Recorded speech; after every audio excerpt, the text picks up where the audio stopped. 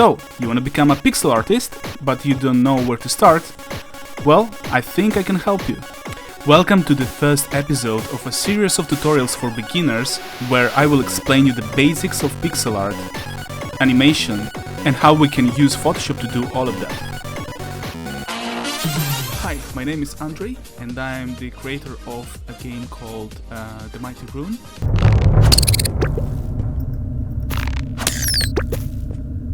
And in this first tutorial I will show you some basic Photoshop tools which we will use to create our pixel art, and we will also draw some basic lines and curves.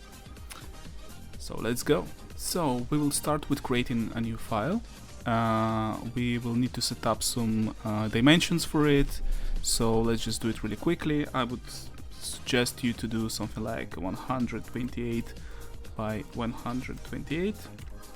Let's make sure that we have selected pixels here, not like inches or centimeters. That's gonna be too big, I guess. And resolution must be 72 pixel inch. RGB color. Okay, so please make sure that you have everything set up as I have it here. And once you're ready, we can click create and we can start a new file. So basic things we will need to create our pixel art in Photoshop. So we will need to have this layers panel here. So if you don't have it, you just can go to top menu and click on window and choose layers. This will show this panel. Of course we will need our toolbar, and there are just few tools we will need to use here.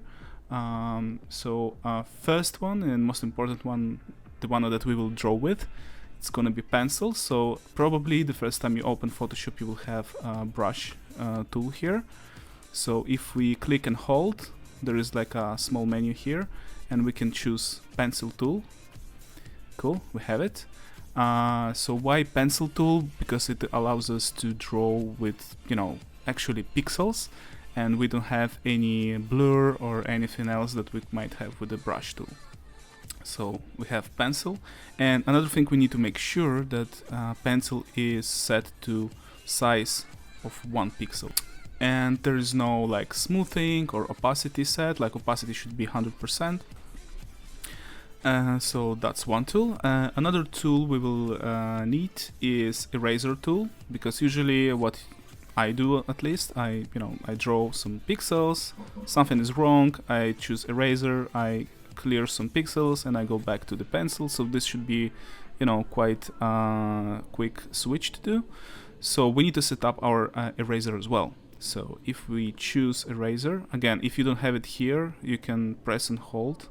There are like 3 types of eraser, but we need the basic one.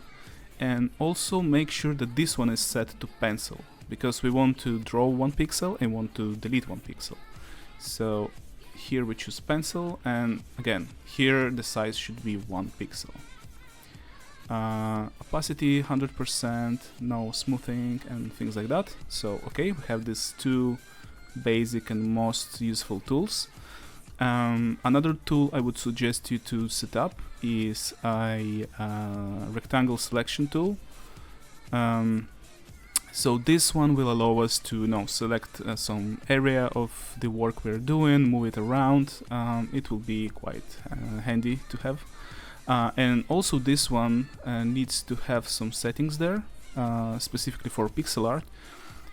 I would suggest you to use 0 pixel where it says feather, and that's it. And another tool we might use as well is the bucket tool. If we have like a big area drawn somewhere on the screen, we can color all of it inside with bucket tool. I think those are all the tools we will need to start with. And first thing we can do is actually to start draw some lines and curves. So to do that, usually it's really good to have some neutral background. So we can actually start to use this bucket tool.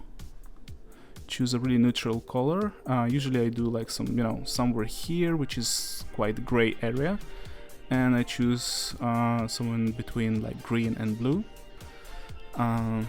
Okay, it's quite neutral. And obviously we don't want to draw here, because if we need to erase something, or use our selection tool and move something, it will move also the background color. So what we're gonna do is we will need to create another layer. So you can do it here. There is a menu here on the bottom, and we have the small plus icon in a square. We just press it. Here you go, we have a new layer. And really good practice is name your layers, and sometimes group them, but this is something we'll take a look later. So double click on the name, and let's call it my art. And we do this because if you start to do lots of art in your Photoshop file and you have many layers, it's really easy to find a layer you need just by looking at the name. So cool, we did this. Now we can choose our pencil tool, and for now let's choose like black color. Just drag this to the bottom, say OK, make sure our layer is selected because that's where we will be drawing. And now I will give you a little tip. So pressing Alt on your keyboard if you're on a Windows machine, if you hold it and move your mouse wheel up and down, this will zoom in and out. This is something that you will do lots of time, because when we draw like with a really big zoom in, and then if you want to take a look how it looks, you just zoom out, right? Cool. So let's zoom in quite a bit until you feel comfortable, and we can start to draw something. Yes, another thing, you see this icon which appears on my mouse. It's like when you press Alt, it also selects a color picker tool. This is really useful if you want to pick a color from here and there and then immediately draw with that color, but we'll take a look at it later. So let's start. So we probably know how to draw a straight line, so here you go. I did already a mistake, but there is one thing you can do. If you press Shift and drag it down, it will create a perfect vertical line. And even if you do this, you see, it just goes down. Same thing you can do horizontally. If you start dragging your mouse while drawing to the right and then press Shift, that's what happens. So here you go, you can now draw perfect vertical and horizontal lines. And what happens when it comes to the curves, right? So this is a really important one, because we'll be doing that a lot in every art we create. If we create an object, if we create like a character, if you want to make it look pretty and done in a proper way, you will need to follow some basic rules here.